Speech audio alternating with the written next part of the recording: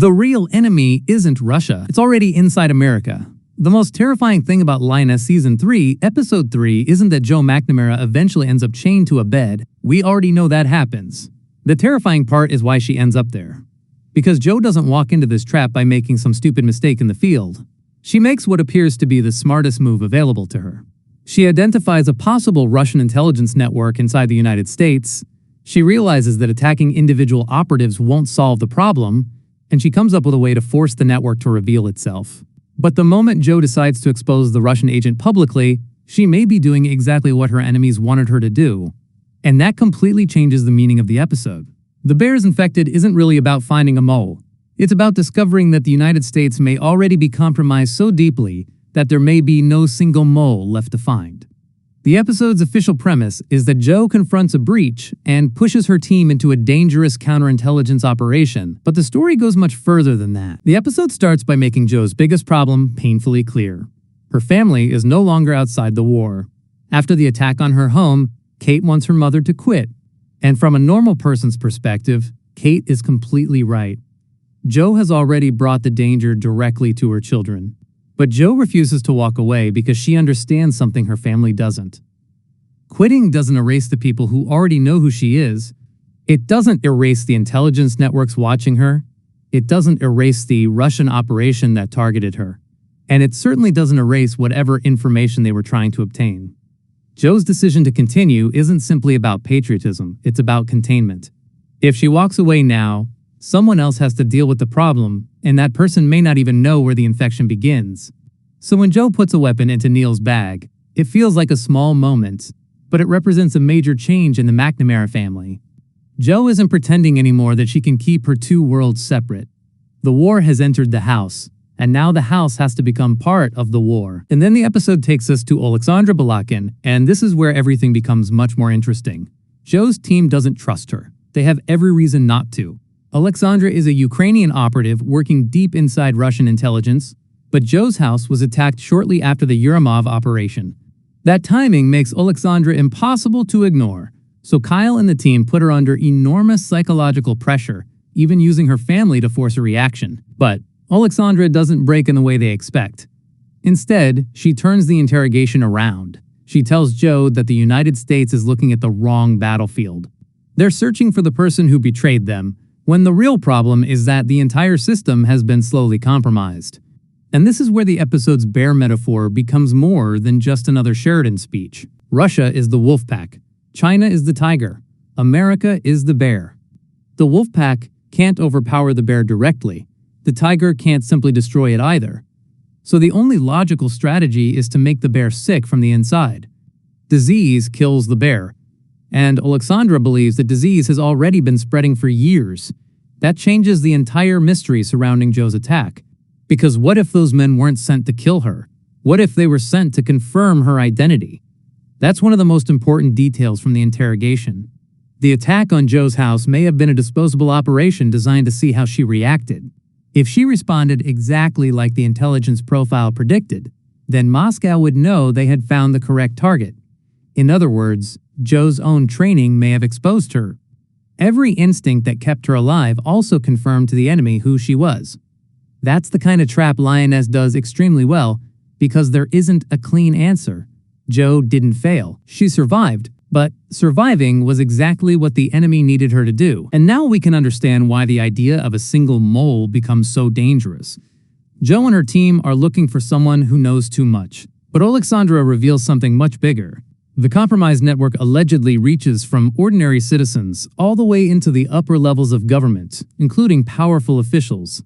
People aren't necessarily being recruited because they believe in Russia. They're being manipulated. They're being blackmailed. They're being compromised through secrets, relationships, money, sex, pressure, or leverage. That means the enemy doesn't need an army of loyal Russian spies sitting inside Washington. They only need Americans who can be pushed in the right direction at the right moment. And that's far more difficult to detect. This is also why Caitlyn's conversations about China matter. Russia and China aren't necessarily fighting America in exactly the same way. Russia can use traditional espionage, honey traps, blackmail, and human assets. China can attack through information, influence, economics, technology, and social division. The goal isn't always to destroy the United States from outside. Sometimes the goal is to make Americans destroy their own trust in each other. That's what makes the episode's title so important. The bear isn't dying because someone shot it. The bear is infected because something has already entered its bloodstream. Then Jo makes the move that could ultimately destroy her. She proposes publicly announcing that the United States has captured a Russian intelligence officer. On the surface, it's brilliant. If Russian intelligence believes one of their people has been compromised, they'll have to react. They'll start contacting assets. They'll move people. They'll change communication patterns. They'll make mistakes. And those mistakes could expose the network. Jo is essentially putting bait into the water and waiting for the sharks to reveal themselves. The plan also protects Alexandra, because the United States can claim publicly that they captured a Russian agent without revealing that their real source is a Ukrainian operative inside the SVR. But here's where the episode becomes genuinely disturbing.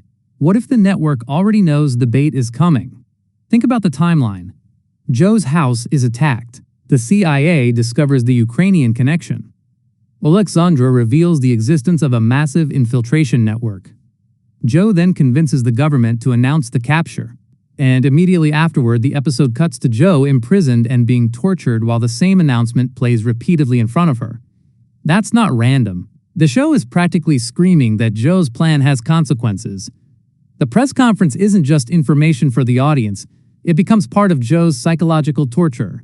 The people holding her want her to watch the consequences of her own decision over and over again. And that raises the biggest question of the entire episode.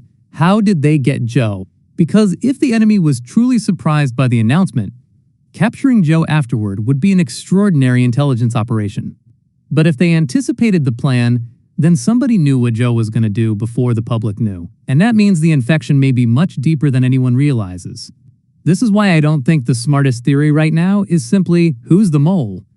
The better question is how much of Jo's operation is already visible to the enemy. Because if Russian intelligence already knows the team's movements, knows Jo's identity, understands their tactics, and can predict the government's response, then finding one compromised person won't solve anything. You could remove one asset today and discover another tomorrow. The network doesn't survive because one person is protecting it. It survives because the system itself has become vulnerable. And Jo may have just made that vulnerability worse. Her plan is designed to flush the infected people out. But there's a problem with using yourself as bait. You have to assume the enemy wants to take the bait. What if they don't? What if they already know where the trap is?